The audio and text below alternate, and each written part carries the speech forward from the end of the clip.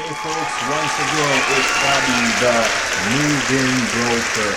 Now today I want to talk about quotes. How does a moving company or a broker like myself, what are some of the steps that I take when I'm going to give someone a quote?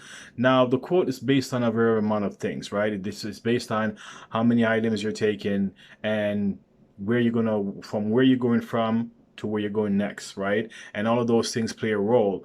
But it's a bit more detailed than that because we have to get more detailed information because those information is which I pass on to the drivers so they know and the movers. So when they show up on in the location, they know exactly what they're going to be moving, right? So for me, when I'm talking to a customer on the phone, I take inventory of everything that they're moving, all their furnitures, all their appliances, boxes, bags, suitcases, and other miscellaneous items. Stuff can be lawnmower machine, some snow blower, some can go bike, right? And there's a lot of different things that has to be taken into account, right? Because a lot of times people call me and they say, "Can you give me a quote?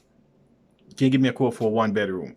And I can give you a general quote, but given a general quote, that quote is subject to change because if there is other stuff that are not part of what you're going to be taking, then and also we have to factor in how much time it's going to take, right? So when you're asking a mover or a moving company for a quote, you have to make sure that you're willing to give a more detailed list of the things because I can say, okay, since you're going to take a one bedroom, then in my mind I'm thinking just a one bedroom, or you're just going to go into a one bedroom. There's going to be a bed, obviously, probably a dresser, night table, maybe a TV, and then that's the end of it, right? But if you say one bedroom and then you show up to a one bedroom apartment, it changes the ball game because now what's in that apartment? It's not just a room. There's also a living room. What's in the living room? Do you have couches? Do you have a dining room set? What is specifically do you have? So when you're calling up a moving company and asking for a quote, you have to be a little bit more specific. There is generalized quotes,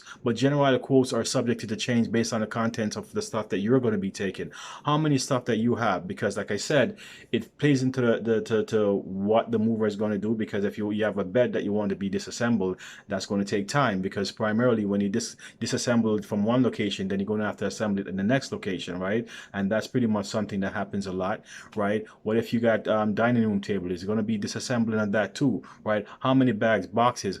All of those things are involved in me taking the information because then I can assess amount of labor that's going to be involved, right? And then I have to factor in travel time because from one location to the next, how long is it going to be? It's going to be 16 kilometers. It's going to be more. What the travel time is going to be? If the travel time is going to be half an hour, right?